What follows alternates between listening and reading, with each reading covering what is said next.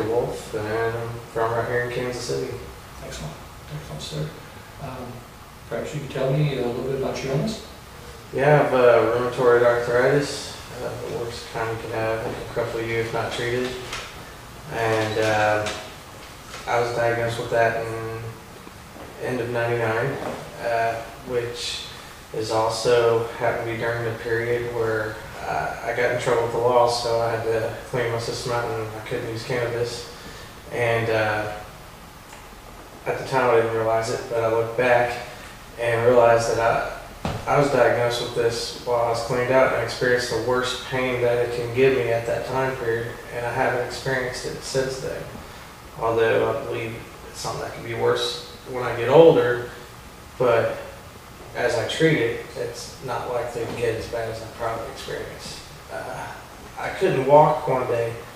Actually, it started off in my shoulders, and the doctors didn't know what was going on. Like, I couldn't move it, and it felt like a pain that went in slowly out, and in my other shoulder now. It's weird. It was just like the pain shifted. Well, that happened to my hip, and I woke up one morning and lots of pain, real bad. It hurt to move. Well, then eventually it hurt, period, and I couldn't walk. It was that bad. My dad had to carry me in the car.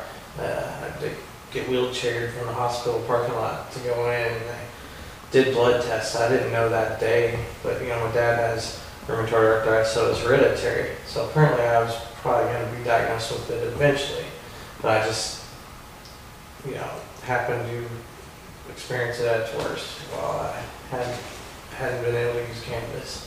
How did that, prior to you using cannabis, how did that affect your life, having this? How did, what, the RA? Getting around, yeah. Doing day-to-day things. Yeah, working. My knuckles, it was everywhere. I experienced it everywhere, not just one spot. Like my knee, that's its favorite place. And I work, so I gotta keep that right. But I mean, it was in my knuckles. I remember in high school, like in a shop class, putting like a copper tubing over my knuckle to create pressure and it would expand, and hitting it with a hammer because that felt good, like a back massage. That pain was that bad. You had problems even in school? Oh yeah, I was a senior in high school When did this begin? 99.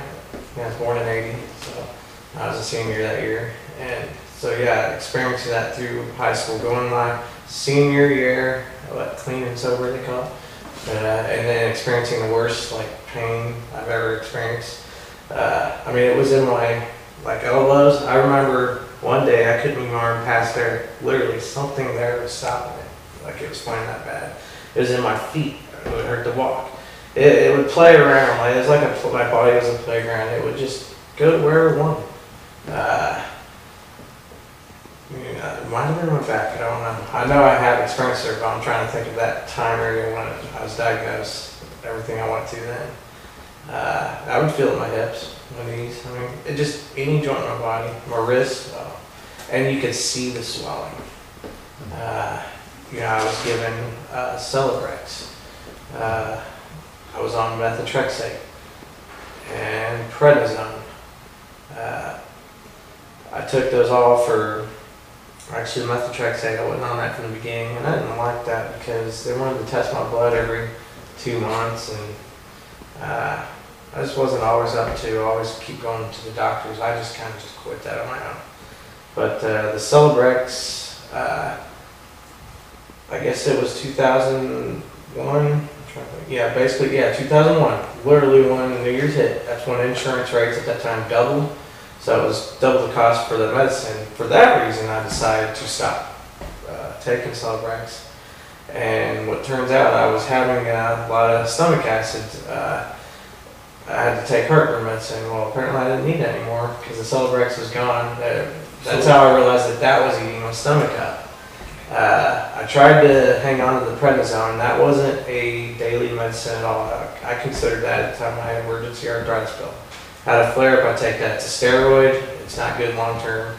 I never took it as directed. I just took it the way I felt that I needed to as far as that goes.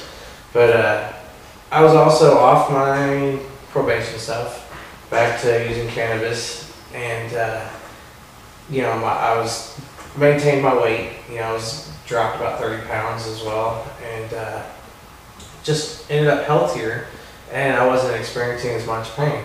Occasional weather change will do it, so it's not 100% gone, but it's under control. I can get around better. You know, my job is very physical. How hard is it now that you realize that cannabis benefits you medicinally?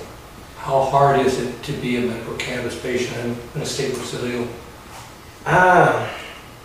Well, I mean, you're stuck dealing with what's on the streets and trying to avoid getting in trouble, and not to mention jobs involving drug testing. So it's not easy, but you know, I've learned to maintain in that field, and drug testing is a real issue. I just don't agree with that. I mean, out of all the drugs that are in and out of your system like that, the one that you benefit from the most, I believe, is stuck in your system and can cause a lot of problems legally for you or financially. And how much would it mean to you if cannabis was legal for medicinal purposes in Missouri? it would mean a lot. I would feel free. Yeah, and you know, there's people out there that I believe that need it way more than me. I benefit from it. There's a lot of people in worse conditions that might not even try to do it because of the law that could really benefit from it. But I believe it'll help a lot of people. Thank you, sir. That sounds really good. Really appreciate it. Does that do it? That would do it, buddy. All right, thank you. We'll get her up there. All right, man. Thank you. Who's next? You want to come up?